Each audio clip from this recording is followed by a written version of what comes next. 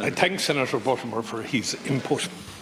Now, visit to Shannon had nothing to do with the points are, Senator Craughwell, before we go any further, this particular amendment is to do with the Licence Holders Forum. Precisely. So, precisely. I'm quite happy to let anybody contribute on that, if that's what we're dealing with at the moment. Yeah, I'm sorry Go now, ahead. but a number of things have happened since we were last in this House discussing this bill, and they need to be cleared up before we go any further. And with respect to Senator Buttimer, of course the air traffic control people were excellent, but we're separating them out.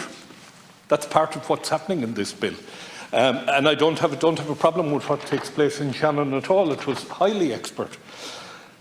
The question here, there are two things that are troubling me today. And the first of those two things is that I was approached by the very organisation that we're writing legislation to legislate on, approached me to lobby me to have this bill passed. Now, the Air Accident Investigation Unit have instructed or recommended to the Minister that the Minister separates out everybody and has their own independent aviation experts. That recommendation was made on the 5th of November 2021. The expert is not the Irish Aviation Authority, it is them we are trying to regulate. And who is one of the key things from this report was the lack of oversight by the Department of Transport of the Irish Aviation Authority. Whether we like it or don't like it, that is the key issue from the Air Accident Investigation Unit. Another recommendation, the Minister for Transport shall institute a detailed review of the IAA regulatory and oversight mechanisms to ensure that they are sufficiently robust and comprehensive, and that the interface and delineation of responsibilities are clearly defined and understood by the IAA and the entities it regulates. Now, it is the job of the Department of Transport to regulate the IAA. It is the job of the IAA to regulate the industry. You cannot have collusion between the Department and the Irish Aviation Authority in order to pass this bill. I asked at the outset who in the Department is a qualified aviation expert that is advising the Minister. I do not accept that the Irish Aviation Authority, who will be regulated by this bill, can advise the Minister on anything to do with the bill. That is not the function of the Irish Aviation Authority. At the end of the day, the legislation that we're passing here, and there is good legislation here, so there is, and legislation that is needed. But the point behind the entire thing, if we go back and look at the debacle that led to Rescue 116 and 4 brave people being lost in County Mayo at Blackrock, they were lost because of a number of failings. And those failings were right across from the department to everybody involved in aviation. Everybody. The Minister was not in that position at that time, and she holds no responsibility for that. And I am sorry that this bill is taking as long as it is to go through this House. But Minister, surely you can see the point being made by the Air Accident Investigation Unit. You should have your own independent aviation advice. I ask you again, is there an aviation expert on your staff in the Department of Transport? The things you talk about, Senator Buttimer, the things Senator Buttimer referred to with respect to experiential learning and experience with respect to drafting legislation, I don't doubt any of those things. I don't doubt any of them. What I do have a problem with is that we had an accident that cost 4 people their lives. Following on from that accident, 44 recommendations were made. 2 of those recommendations I have just addressed this morning. I am deeply uncomfortable at the fact that I was lobbied by the organisation we are trying to regulate in order to get this bill passed. I mean, am I alone in this? Am I the only person in this room that sees something wrong with that? Okay, yeah. A point of order, I'm not having a row. But surely, Probably isn't a point of order, but go ahead. all right, but surely, you're probably right, sorry, I accept that. But surely, for any bill, Senator Craughwell, you might resume your seat while Senator Buttimer is. if we're to be lobbied by whoever, it's about informing us of a position, whether you're yea or nay. Every day I met IBEC this morning for a briefing. So are we saying that IBEC can't lobby us before the budget, or the INTO yesterday, or Force or SIP2 or whoever? I don't know. Okay, thanks, Senator Buttimer. Now I have Senator Doherty, Senator Boylan, Senator Dooley, and Senator Craughwell. You can resume. Then Senator Doherty, Senator Boylan, Senator Dooley, and then but the Minister does want to come in after you, Senator Craughwell, and I will let her in. Well, that's fine. Just to address the point that Senator Buttimer made, IBEC may have spoken to you this morning and lobbied you, but they are not advising the relevant minister on what they want to do. They may have input to the minister, but they are not advising the minister. But we asked for a meeting with the Irish Aviation Authority. Is that what you're referring to? No. We asked for it in the chair. Sorry, through the chair. I'm allowing Senator Craughwell to speak, and when he finishes, I'm going to bring in the Minister, and I'll let you come in back in then. I didn't understand his point. Sorry, I didn't understand his point, but now that I know, that's the point. Sorry. Okay. Thank you, Senator Buttimer. I mean, Craughwell, I'm going back to the Air Accident Investigation Report. The Minister for Transport shall ensure that the Department has sufficient specialist aviation expertise to enable it to discharge effectively oversight of the full range of IAA activities. Okay. This legislation is about oversight of the IAA. Who is the expert in the department? Who is the aviation expert in the department that is advising the minister? When was that I'm allowing the Minister to respond to your point. Right. When was that person employed, and how long have they been working in aviation? Thank you, Senator Craughwell. Minister.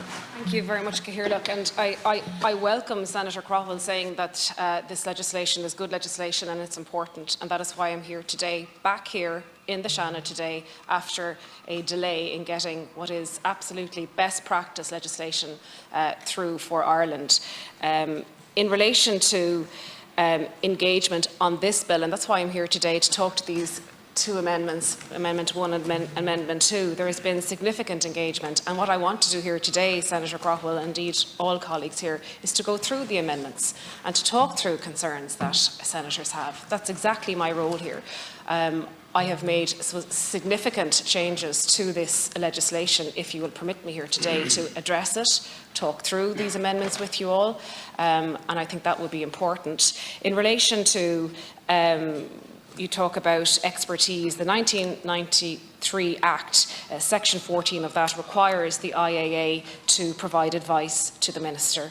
In relation to the aviation section of the department, there is significant regulatory expertise. The Air Accident Investigation Unit also has technical expertise, and the department also can contract technical and expertise as required within the department. But I just want to say, Cahirlock, it is really important that we deal with the issues here today, talk through them, debate them. I want to hear senators' views here today. That's what we want to do, to put forward the best legislation.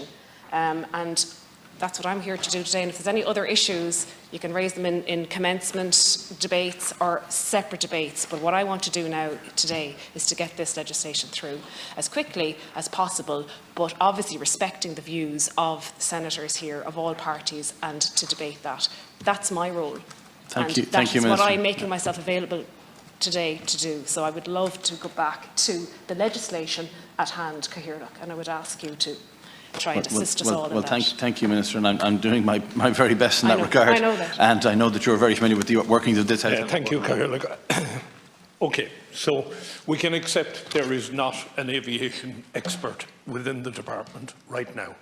And I would be grateful if the Minister would confirm that, because I think this is important as this legislation progresses, that we're dealing with a department that does not have the expertise to oversee the organisation that we're legislating for. Leaving that aside now, and I would like confirmation of that in the Minister's reply. I too have met with the IAA and IALPA, and I have spoken to several other people, and a number of people have raised the concerns with me that I've raised this morning. So from that point of view, it is rather odd that we're legislating here for a department that doesn't have an expert in the area we're legislating in. I agree with Senator Dooley's point that we should have proper processes in place, we should have proper auditing in place, but the people to do that are aviation experts, surely. And we find ourselves at odds with the department and with the Minister in parts of this legislation, and we find ourselves at odds because we have been advised by expert aviators, the people who fly the aircraft. I want to know when I board an aircraft in Dublin Airport that I have a good chance of arriving where I want to go. And I want strong legislation, and this legislation is strong. And, you know, we're down to a number of small areas that are delaying this legislation. But Senator Boylan made the point that later on we'll be discussing a government amendment which is close to Section 59 that we're now discussing. But I will be pressing this amendment when the time comes, because I do believe it encompasses everything the expert pilots want. And there is no expert from the department who can tell me that what the pilots want is wrong. Okay, so well, it's the experts that fly the aircraft. I will put the question as soon as is possible. I will let Senator Doherty in. That's fine. One of the things that gives us all great confidence when we go to fly is the level of safety that already exists in the world of aviation.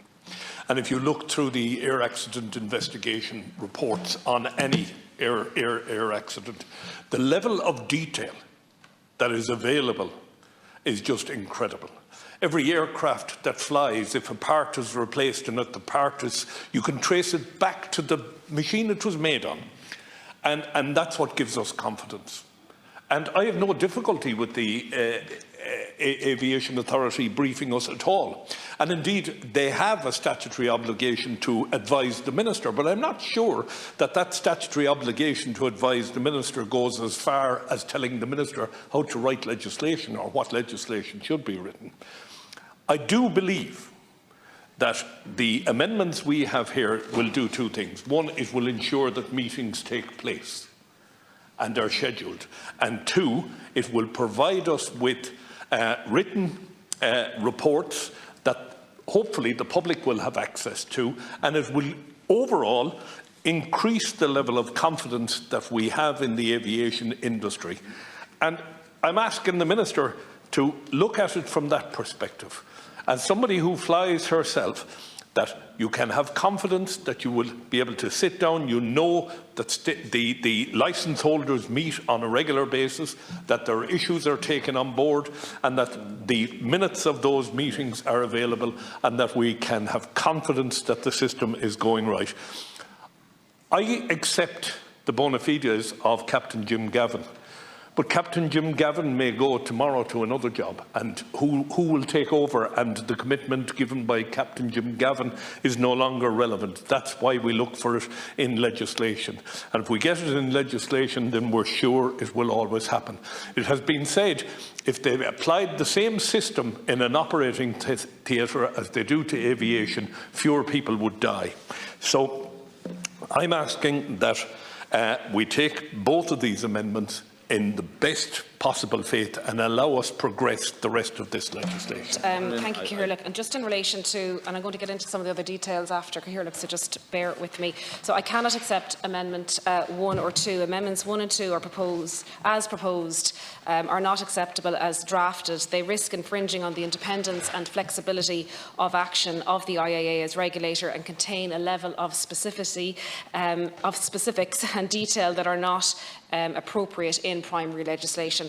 However, as senators are aware, there has been extensive dialogue with senators, the IAA and the pilots union, IALPA, on these and other amendments. So having taken your views on board, I'm today proposing a Government Amendment 4A, which I hope addresses the concerns raised in respect of the establishment of a forum and licence holders charter. And I understand that this amendment will be discussed in a later group along with Senator Doherty's related Amendment B4A. But with your permission, I might just address some of those questions now, if that's permissible. Thank you, because it may give clarity to senators. Just in relation to Government Amendment 4A, it provides for the IAA to convene an aviation stakeholders forum with broader membership than licence holders. So the purpose of the Aviation Stakeholders Forum will be to promote the sharing of best practice aviation safety initiatives, engage with the IAA on matters relating to regulation of aviation safety, elicit views on proposals for EU and national regulatory changes in relation to aviation safety. Also, it will enable the sharing of aviation lessons learned, best aviation practices, aviation safety performance indicators, and the provision of information on specific aviation safety risks. The Government Amendment also requires that the IAA will publish a licence holders charter setting out the standards of engagement that will be undertaken by the IAA with the holders of the licences. And I should point out that the new aviation regulator has acknowledged the need to provide a forum and a licence holders charter for the licensing community and is fully committed to same.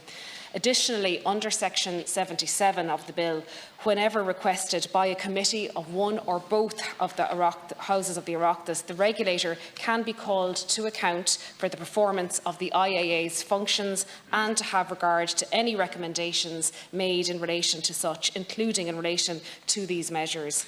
In bringing forward this amendment, I'm making very significant concessions in light of these issues being pressed, and I think we can both agree that there is no difference in substance between us on these matters. The Aviation Stakeholders Forum will provide a means by which any safety relevant issues can be brought forward for people's attention, teased through in a consultative and a collaborative manner. This includes issues relating to crew peer support programmes, which is important to IALPA. In conclusion, the Government Amendment 4A will address the substantive issues raised by senators and IALPA who feel that in the past their members' voices were not heard by the IAA, and I hope that that proposal can be accepted. There's also an issue came up in relation to the distinction between a licence holders forum and a stakeholders forum, and I just want to expand on that because I think it will give clarity in relation to the need for a stakeholders forum. So this was a substantive issue raised by as well Senator Doherty's amendment, and it's that distinction between aviation stakeholders as opposed to licence holders. So under EASA, the regulatory safety system, that's Regulation 2018-1139 and associated implementing rules, there is a number of identifiable stakeholders. Cutting to the chase on it before I go into the detail of it, a licence holder, that term would cast the membership too narrowly of the forum, and it would exclude airlines or airports, for example. So a licence holder, so they would be individual pilots, air traffic controllers and aircraft mechanics. Then you have certificate holders. Who they are, they're organisations who've been audited and deemed to meet the safety regulatory requirements. For example, airlines, EU-certified airports such as Cork Airport, Dublin Airport, etc. Maintenance providers, approved training organisations, they would all be certified holders. Then you have what's called declared organisations. So they're organisations who make a declaration to the IAA that they comply with specific rules. For example, declared training organisations, non-commercial complex aircraft operators, special operations, for example, aircraft used for specialised activities such as agriculture or surveying. In addition, under national regulation, we have other terms also, such as permissions and approved organisations and people operating under permits. So by using the expression licence holders forum in primary legislation, we may be inadvertently limiting the participation to just pilots, air traffic controllers and mechanics, with no scope for others who would have an important input and role to make in relation to aviation safety. I've consulted with the IAA, and my expectation that the membership of the Aviation Stakeholder Forum would be drawn from recognised aviation trade unions, for example, IALPA, FORSA, certified aviation organisations, for example, air operator certificate holders, certified airports, approved training organisations, certified maintenance organisations, representative bodies, for example, the Federation of Aerospace Enterprises in Ireland, recognised aviation stakeholder groups, for example, IATA Airlines, IFALPA, the European Cockpit Association, they're from the Pilots Association, declared organisations, so they're organisations who make a declaration to the IAA that they comply with specific rules, and other interested parties, for example, the AAIU, AirNav Ireland and EASA. So as the focus of the forum is on aviation safety, the inclusion of representation from the areas of travel trade, tourism, hotels, passenger rights, it's not envisaged that they would be on this forum. So I hope that gives senators some perspective on this issue, and whilst I can't accept the amendment, I will reflect on the points raised by senators in advance of report stage. I know there was questions around the scheduling of meetings, so like the government amendment says the IAA determines how often the forum meets, but I will listen to, and having listened to senators, we can look at that at, in report stage in relation to that. I think they're my main issues. I may have left one or two out. Thank you. Thank you very much. Senator Craughwell, do you want to come in? I do want the Minister to answer the question whether or not there are aviation expertise within her department. I want that answer.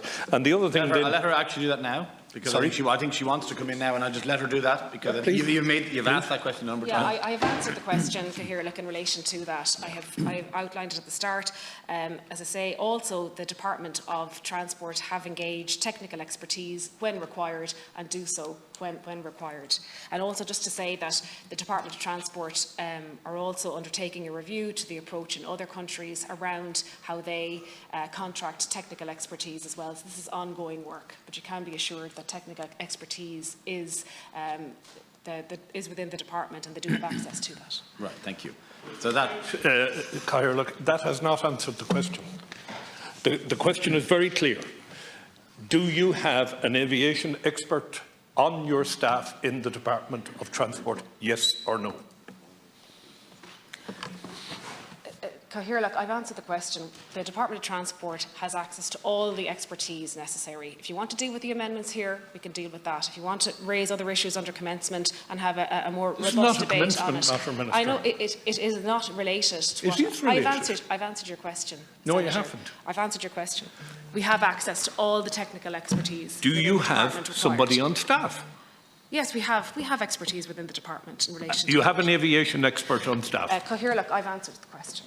Okay, well, Minister, the Minister's given you a response, Senator Craughwell. You may not like the response, but the Minister's given you a response. I'm sorry, it's not a question whether I like the response or not. It's a question of we are passing legislation through this House. I heard the Minister say that she has aviation expertise. The air accident investigation report, Cahirlock, the air accident investigation report criticises the fact that the department depends on contractors to provide advice, and states clearly that they need to have an in-house expert. Again, I ask, is there an in-house expert in aviation? I thought I heard the Minister say that there was. No, she said she has access to expertise who are contractors. I'm saying an employee of the state. Is there an employee of the state working in the Department of Transport who is an aviation expert? Minister, do you want to? I have answered the question a number of times now, Cahirlock, and I've been very clear in relation to it. I'm not going to repeat it. I'd rather deal with the bill, the substance of these amendments. Thank you, Cahirlock. Getting back to the stakeholders forum that the Minister spoke of, To me, if you were to call a meeting of the stakeholders forum, you would probably need a hotel to accommodate all of the different agencies that have been mentioned. The key thing here is, for example, pilots have concerns about lighting at airports when they're landing and taking off. Pilots have concerns about various other things. You recall the destruction of the Concorde as it took off from Paris Airport, where a piece of metal on the runway apparently punctured the fuel tank and caused that aircraft to be lost. Pilots and their mechanics and the forum we're recommending there in Amendment 1 deals specifically with those at the coalface. I have no difficulty with you setting up a separate stakeholders forum that would allow for much broader discussion. But I do think that the licence holders forum is a key part of any safety mechanism. Again, look, I'm not going to harp on the lack of expertise in the department, but it would have been good if the Minister just said, I don't have anybody who is a qualified expert in the department. Thank you, Senator Craughwell. Minister, for a final response. Yeah. Thank you. In relation to the forum, what is required here are people who have expertise in relation to aviation safety, and it's for that reason that if we just limit it to licence holders, that would really narrow the membership of that forum, and you would exclude, for example, airlines and airports by that terminology. What everyone wants on that forum is to make sure that the right people are at the table, and that's leaving it, I suppose, open to the forum, the regulator as well, to ensure that those who have the necessary expertise are there and nobody is excluded who should be at the table. And it's that term, stakeholders, and that's why I outlined, just gave examples. For example, EASA is not a licence holder who would be required to be at that. Recognised trade unions, IALPA, Forsa could attend. Certified aviation organisations, they're like air operator certificate holders. Approved training organisations also would form part of this. Other interested parties, the AAIU, AirNav Ireland, and as I've said, EASA, and it's for that reason the term stakeholders would be more appropriate. Just in relation to, Senator Boylan's point, 5C of the Government Charter amendment provides that the general guidance that the IAA will give to the holders of licences as regards the discharge of their obligations as such holders. Thank you, Minister. And I think